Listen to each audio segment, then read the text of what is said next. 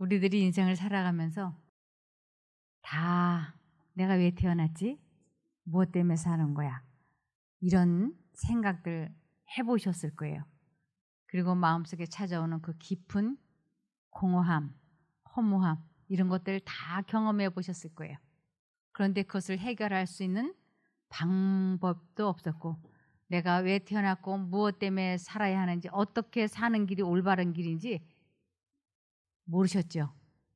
네, 그것을 찾는 것을 여기 잠깐 써 있습니다. 행복을 추구하며 살아가는 사람에게 가장 큰 고민은 무엇일까? 많은 사람이 인생이란 무엇인가? 사람은 왜 생겨났으며 어떻게 태어났는가? 사람은 어디서 왔다가 어디로 가는가? 사람이 마땅히 가야 할 길은 어느 길인가? 인생이 왜 이리도 괴롭고 어지럽고 모순투성이인가? 이런 수수께끼 같은 문제들로 번뇌하고 고통스러워할 때가 종종 있습니다. 왜 그럴까요? 그것은 인생을 살아가면 살아갈수록 너무도 무상하고 괴롭고 허무하다는 것을 경험하기 때문입니다. 실제 우리들이 그러지 않았습니까? 그러면서 솔로몬이 인생을 다 살아보고 난 뒤에 그가 이렇게 글을 썼습니다. 전도서 1장 2절과 4절입니다. 전도자가 가로되 헛되고 헛되며 헛되고 헛되니 모든 것이 헛되도다. 사람이 해 아래서 수고하는 모든 수고가 자기에게 무엇이 유익한고 한 세대는 가고 한 세대는 오되 땅은 영원히 있도다. 다 살고 나서 60년 70년 살고 나서 뒤돌아보니까 내가 무엇 때문에 무슨 덕을 보자고 이렇게 돈 버느라고 시간을 낭비했는지 내가 도대체 왜 이렇게 정신없이 살아왔는지 대부분이 다 살고 나서는 헛되고 헛되며 헛되고 헛되도다 라고 말을 한다고요. 그러면서 세대는 자꾸 바뀌는 거예요. 한 세대가 지나가고 나면 또 그 다음 세대 오고 사람은 계속 물갈이가 되는데 무엇은 그대로 있느냐면 땅은 영원히 있도다 라고 말씀하고 있습니다. 그러면서 시편 90편 10절을 보시면 우리의 연수가 70이고 강건하면 80이라도 그 연수의 자랑은 수고와 슬픔뿐이고 신속히 지나가니 우리가 날아갑니다. 우리가 살아온 세월의 그 속도가 뒤돌아보니까 눈 깜짝할 사이 여기 온 것 같은 생각이 든다고요. 그러면서 우리들이 평균 연령이 지금 78세 정도 될 거예요. 그런데 여기 성경에도 우리의 연수가 70이고 강건하면 80이라 그랬어요. 강건하면 80이라도 그 평생을 산 자랑은 수고와 슬픔뿐이고 신속히 지나가니 우리가 날아갑니다 라고 말씀하고 있습니다.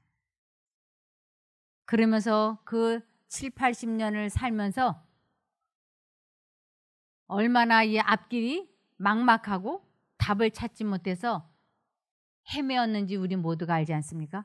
너무너무 가슴이 답답해서 안타까워서 점집에 찾아가고 그러지 않습니까?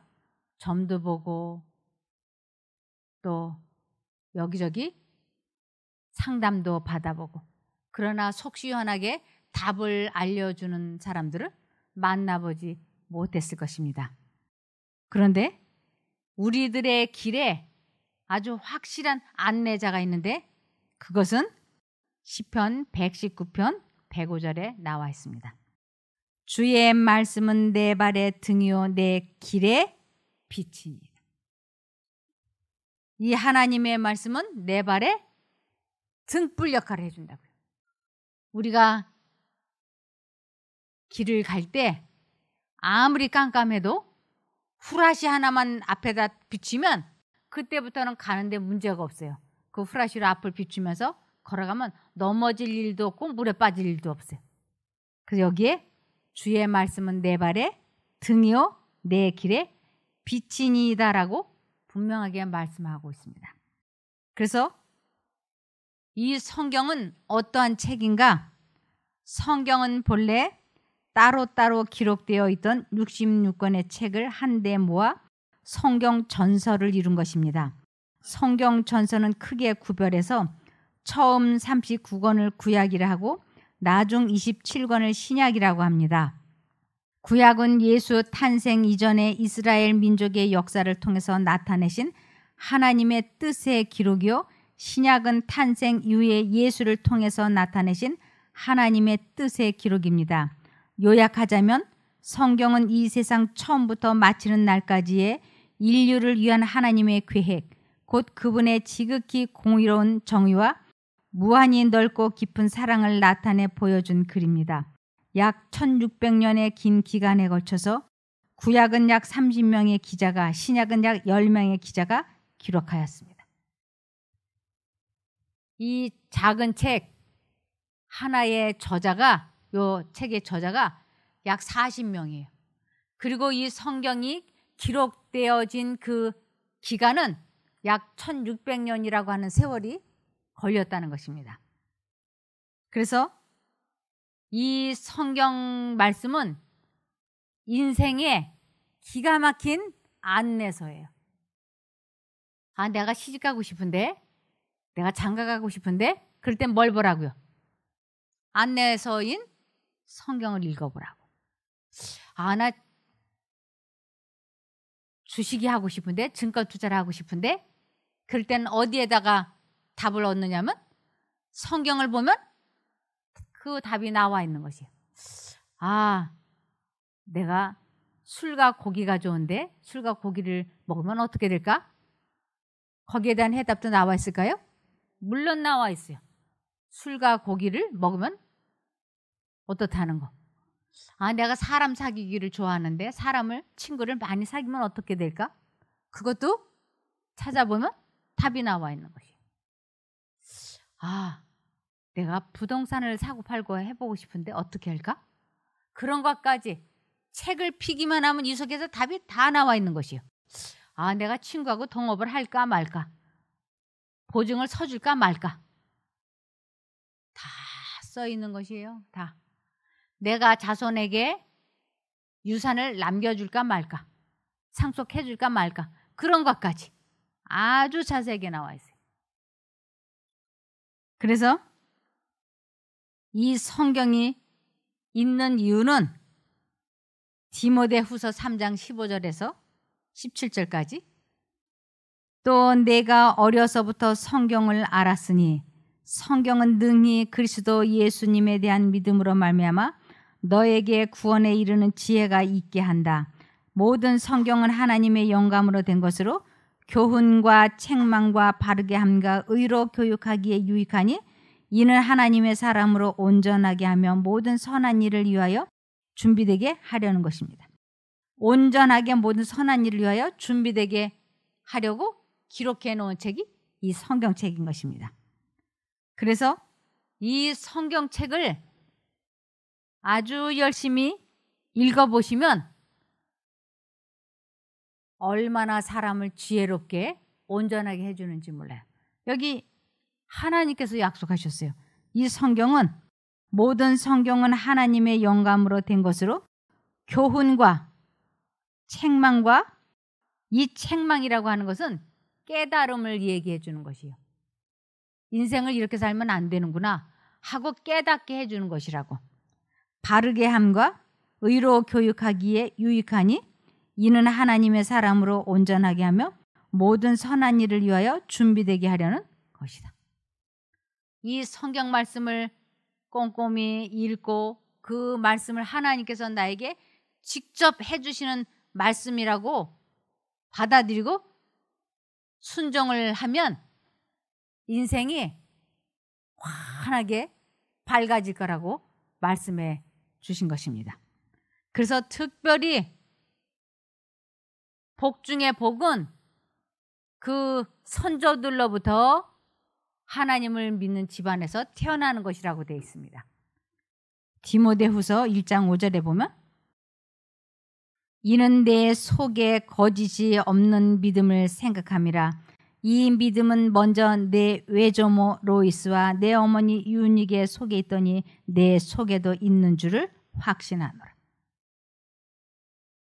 그 할머니에게 들어가 있는 하나님에 대한 지식, 그것이 그 딸에게, 그 딸이 또 손녀에게 대물림이 된다고 하는 것은 얼마나 좋은 일인지 모른다고요. 그래서 이 성경 말씀을 읽는다고 하는 것은, 안다고 하는 것은 이 세상에서 학교에 다니는 거하고는 비교할 수 없을 만큼 사람을 지혜롭고 유능하게 만들어주는 책입니다. 그래서 한글만 읽을 줄 안다면 이 책을 읽기 전에 하나님께 기도하시는 것이, 하늘에 계신 아버지 하나님, 저에게 이 말씀을 집중해서 읽을 수 있게 도와주시고 이 말씀을 깨닫게 도와주십시오. 예수님 이름으로 기도드립니다. 아멘. 꼭 이 기도를 하시고 보셔야지 돼요. 꼭. 왜냐하면 이 성경 말씀은 저자가 하나님이세요. 성령 하나님이 저자이시고 사람들에게 이상과 꿈과 계시로 이 말씀을 깨닫게 하시고 보게 하셔서 그들은 기자에 지나지 않았어요. 받아 적은 기자에. 그래서 약 1600년 동안 40여 명의 기자들이 성령 하나님께서 이상과 꿈과 계시로 보여주신 것을 그들은 받아 적었던 것입니다. 그래서 구약 성경이라고 하는 것은 창세기부터 하나님의 아들이 이 세상에 오시기 전까지의 기록은, 하나님에 관계되는 기록은 하나님의 아들 예수 그리스도가 이 세상에 오셔서 우리들의 모든 죄를 용서해 주시고 그리고 그분이 승천하실 것이라고 하는 것이 자세히 약속한 기록을 구약성경이라고 하는데, 그 구약성경은 39권, 그리고 신약은 지금 2020년이잖아요.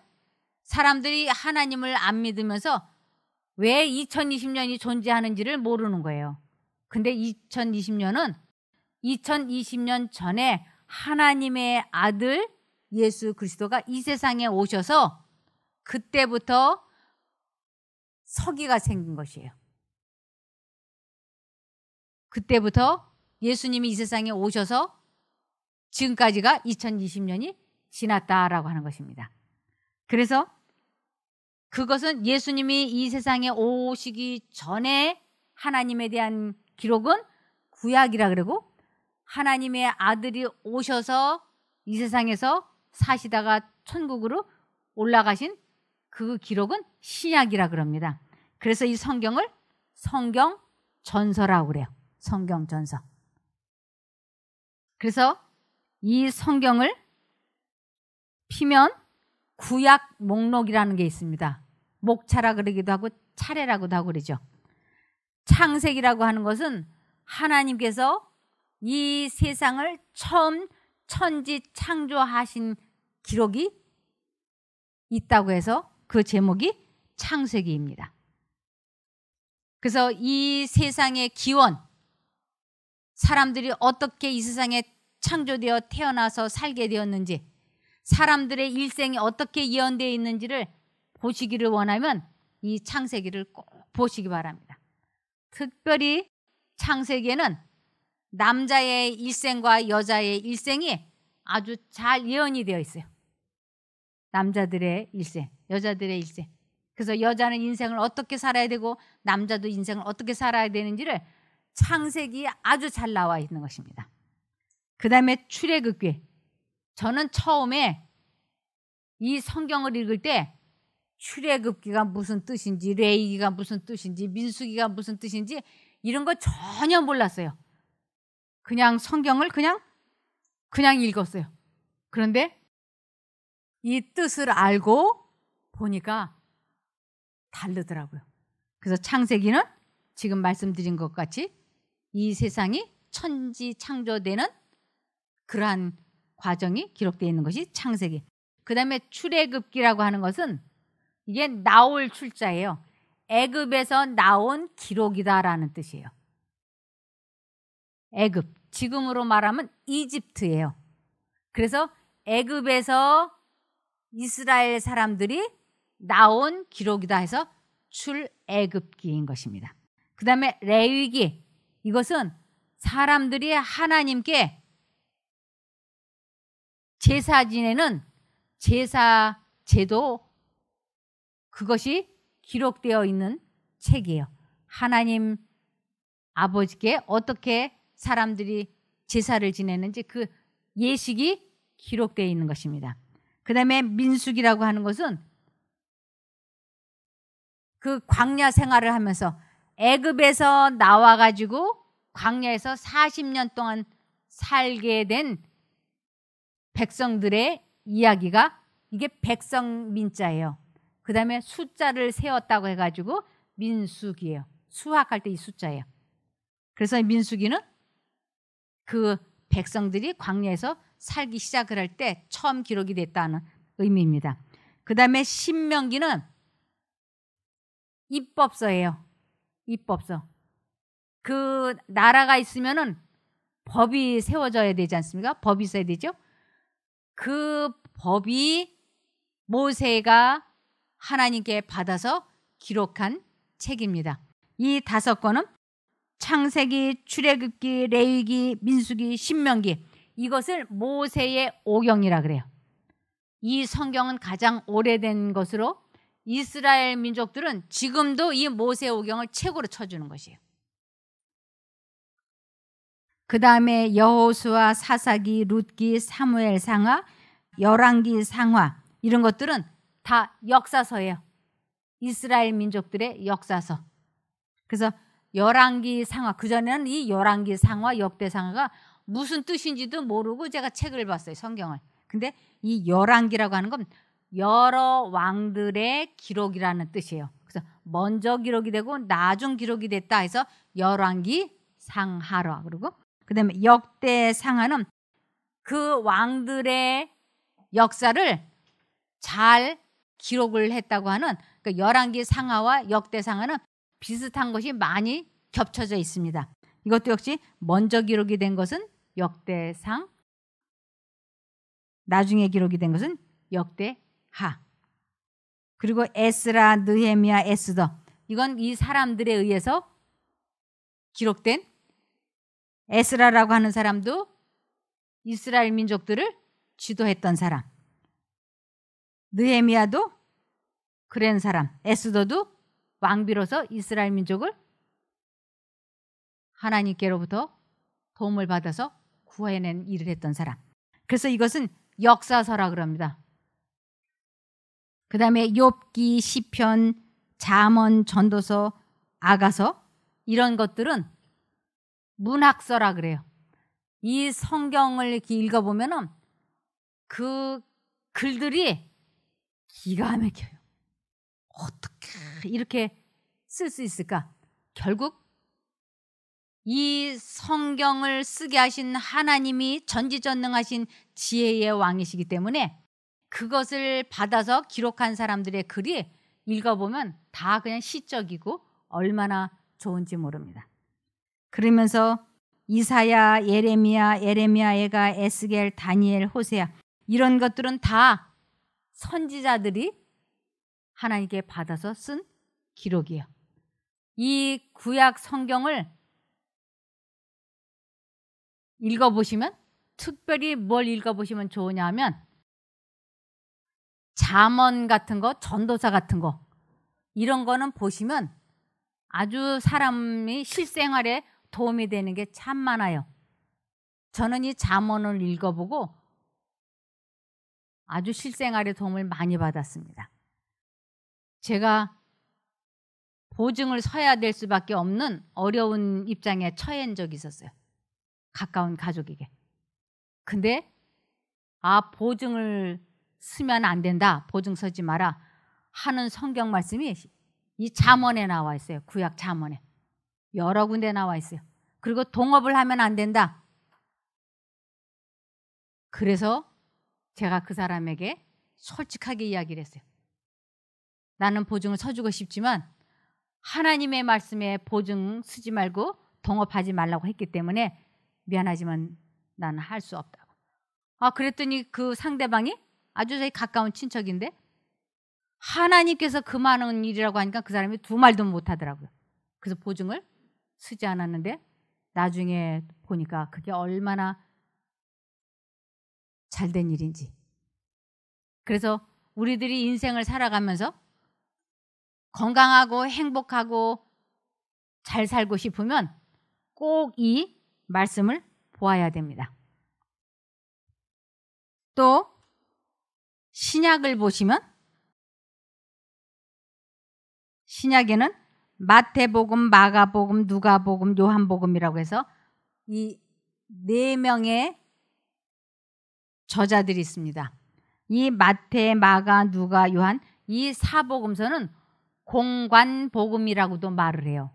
공관복음이라고 하는 것은 하나의 사건을 같이 보고 공감되고 감명받은 것을 기록해 놓았다라고 하는 의미에서 공관복음이에요.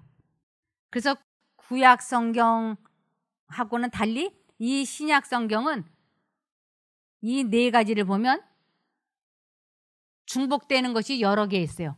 왜 이렇게 똑같은 걸 이렇게 자꾸 이렇게 써놓았지? 그것은 이 4명이 하나의 사건을 보고 자기들 나름대로 느끼고 배운 것을 기록해 놓았기 때문에 그런 것입니다. 그러면서 사도행전이라고 있어요. 이것은 예수님이 승천하시고 난 뒤에 사도들이 예수님을 대신해서 사람들에게 예수님을 전했던 사도들의 기록이라고 해서 사도행전이라고 합니다. 그리고 로마서, 고린도 전후서 이런 것들은 사도 바울이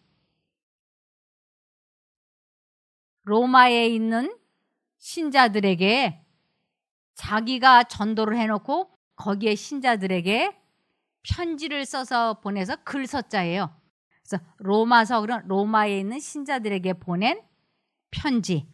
고린도 전서라고 하는 것은 고린도에 있는 교인들에게 첫 번째 보낸 편지. 고린도 후서는 고린도에 있는 성도들에게 보낸 두 번째 편지. 이런 뜻이에요.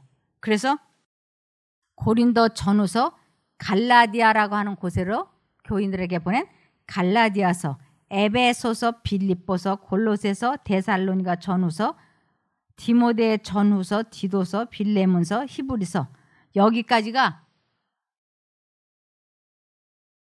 사도 바울이 쓴 편지서예요. 사도 바울은 이 세상에서 가장 훌륭한 교사는 예수님이에요. 예수님은 아주 훌륭한 교사예요. 그 예수님 말고 가장 훌륭한 교사는 바울이에요. 그래서 이 사도 바울의 글은 보면 아주 참으로 탁월한 것을 볼 수 있어요. 그리고 야고보서는 야고보가 보낸 편지, 베드로가 보낸 편지라고 해서 베드로 전후서, 요한 1, 2, 3서, 유다서, 요한계시록 이 요한자가 들어간 것은 다 사랑의 제자, 사랑의 사도 요한이 기록한 것입니다. 그래서 이 성경 말씀을 자세히 보면 무엇을 얻을 수 있느냐면 영생을 얻을 수 있는 길을 가르쳐주는 책이에요. 요한복음 5장 39절 찾으세요. 요한복음 5장 39절. 너희가 성경에서 영생을 얻는 줄 생각하고 성경을 상고하거니와 이 성경이 곧 내게 대하여 증거하는 것이로다. 이 상고한다라고 하는 것은 아주 연구하는 것을 상고한다 그래요. 그래서 우리가 이 성경을 읽지 않고는 구원을 받는다는 것이 가능하지 않습니다. 그래서 이 성경을 상고하거니와 이 성경이 곧 내게 대하여 증거한다는 건 예수 그리스도를 알려주고 가르쳐 주는 말씀이기 때문에 이 성경이 내게 대하여 증거하는 책이라고 말씀을 하고 계시는 것입니다. 그래서 우리들이 말씀을 골고루 다 읽어야지 이 성경 말씀을 깨닫든지 못하든지 한 번쯤은 창세기부터 요한계시록까지 한번 쭉 읽어보세요. 그러면 깨닫지 못하는 것은 그냥 후루후루 이렇게 넘기세요. 아, 이거 내가 꼭 깨달아야지 돼. 그리고 억지로 하려고 하지 마시고 깨달아지면 깨달아지는 대로, 모르면 모르는 대로 그냥 쭉 훑어보세요. 이 한 권을. 제가 24살 때 이 성경책을 그냥 한번 쭉 훑어봤어요. 그랬더니 깨달아지는 것도 있고 깨닫지 못하는 것도 있고 이러더라고요. 그러니까 이제 깨닫지 못하는 것도 이렇게 그냥 막 넘어갔어요. 그런데 아주 희한한 거는 그때 읽으면서 깨닫지 못했던 것들이 지금 와서 깨닫게 되는 거예요. 번쩍 이렇게 깨달아져요. 아, 그 말씀이 이 말씀이고 이 뜻이었구나, 이렇게. 그래서 왜 그때는 못 깨닫다가 왜 지금 와서 이걸 깨닫는가, 그게 궁금했어요. 그런데 10살 된 아이가 15살 된 5년을 더 산 아이하고 대화가 통하지 않는 부분이 많이 있죠. 또 10살 된 아이가 20살 된 사람과 대화를 하면 나이가 어리고 세상 경험이 없어서 20살 된 사람의 말을 이 10살 된 아이는 깨달을 수가 없어요. 그리고 처녀가 시집을 안 갔는데 시집간 사람의 심정을 모르죠.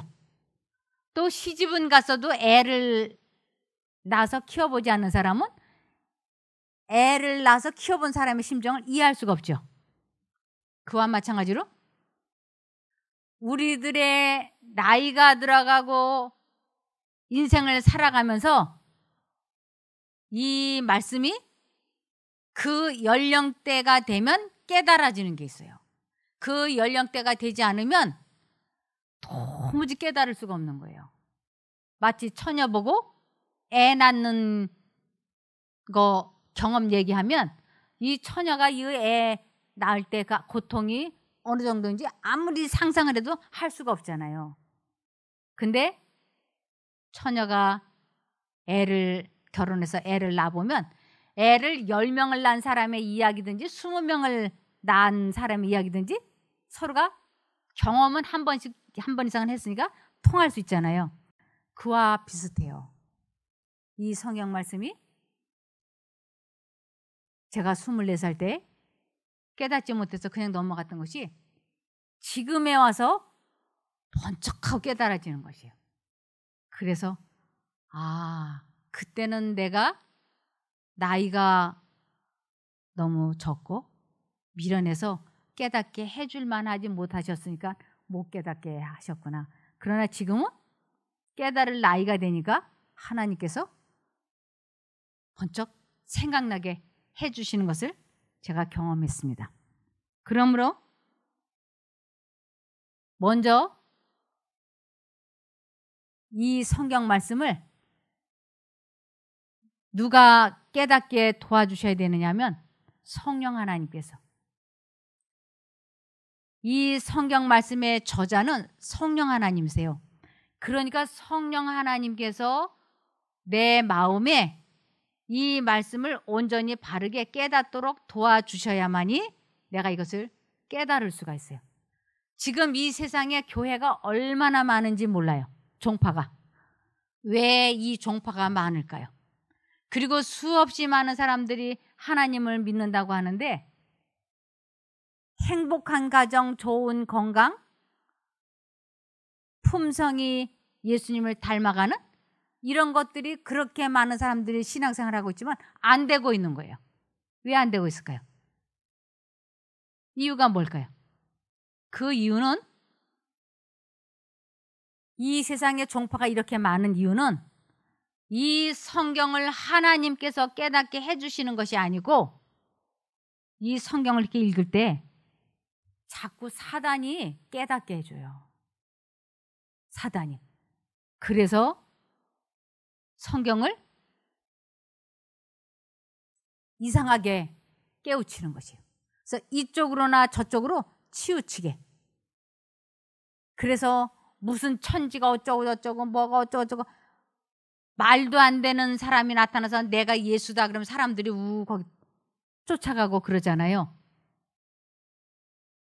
우리가 볼 때는 아니 저렇게 좋은 대학을 나오고 저렇게 머리가 좋고 똑똑한 사람들이 왜 얼토당토 않는 저 교파에 빠졌을까? 이해가 되지 않으실 거예요. 그런데 사람들이 그런 교파에 빠지고 그러는 이유는 하나님의 성령이 이끄시는 게 아니고 사단의 악령이 사람들의 마음속에 아주 그럴듯하게 생각을 넣어줘서 끌고 가기 때문에 그 사람들이 그렇게 되는 것이에요. 그래서 이 세상에 지금 종파가 수없이 많이 있어요. 그런데 내가 어떻게 하면 바른 길을 찾을 수 있는가? 어떻게 하면? 그래서 이 성경은 성경으로 해석이 되어야지 돼요. 성경은 성경으로 해석이 되어야 되기 때문에 이 성경은 다 짝이 있어요. 구약에 있는 말씀과 신약의 말씀이 딱 이렇게 아구가 맞아요. 그래서 신약에서 깨닫지 못하는 것을 구약에 보면 짝이 있으니까 깨달을 수 있고 구약에서 깨닫지 못하는 것을 신약에 가면 깨달을 수 있고 그래서 성경은 성경으로 해석이 되어야지 돼요. 지금 나에게 성경을 가르쳐주고 있는 이 사람이 이 성경을 제대로 하나님의 성령에 의해서 깨달아서 가르쳐주고 있는지 그렇지 않은지 어떻게 할까요? 만일 이 사람이 나를 성경을 가르쳐주고 있는 사람이 자기의 권위로 하나님의 말씀의 권위로 나를 가르쳐주는 것이 아니고 사람의 권위로 나를 가르쳐주고 있다면 이 사람도 멸망받고 나도 멸망받거든요. 그래서 우리는 성경을 공부할 때 이 사람이 하는 말이 성경 어디에 있는지를 물어보고 그 말씀을 찾아보고 그리고 성경은 성경으로 해석되어야지 되는 것이요. 그 짝을 찾아가면서 이 성경을 많이 보고 많이 이해하고 많이 깨달으면 어디에 유익하냐면 이 세상을 살아가는데 영생을 얻는데 아주 유익합니다. 그래서 이 말씀을 읽고 깨달았으면 그것을 실제 생애에 적용하고 실천하고 체험을 해봐야지 돼요. 이 말씀을 읽기는 많이 읽고 듣기도 많이 읽고 깨닫기도 많이 하고 암송도 많이 했어요. 그런데 실제적으로 적용은 하나도 안 하고 살아. 그러면 어떤 일이 일어나느냐면 말만 많이 하는 거예요. 그리고는 이 품성은 전혀 바뀌지 않아요. 전혀 변화되지 않아요.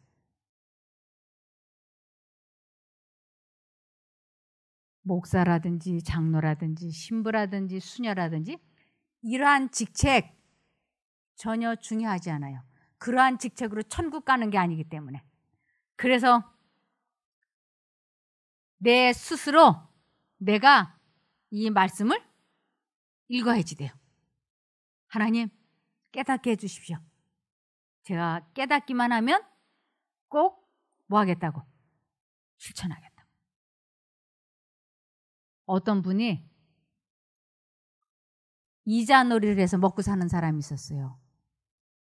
일수놀이도 하고 달러 이자도 하고 아주 이렇게.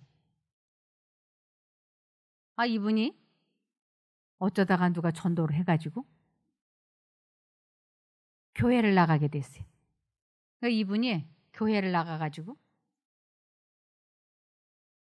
이 성경이 학교로 말하면 이게 교과서니까 이 교과서를 모르고 내가 학교를 다닌다면 안 되니까 내가 교회를 다니면 이 교과서를 좀 봐야 되겠다. 그리고 이 성경 말씀을 축축축 읽어나가는데 이자놀이를 하지 말으라는 말씀이 있는 거예요. 이 사람에게 딱 그게 들어온 거예요. 그것이 하나님의 말씀이라고 생각이 되니까 이 사람이 상대방이 돈을 주면 받고 안 주면 뜯기는 요량을 하고 이분이 이자놀이를 그 날부로 그만둬 버렸어요. 그 마음속에 얼마나 갈등이 되겠어요. 그동안에 이자로다가 준 돈이 얼마나 많은데 한쪽 마음으로는 그래도 그거 돈 다 받고 나서 이자놀이 그만둬야지.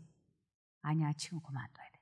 이 두 생각이 마음속에 왔다 갔다 할 때 이 사람이 아니야,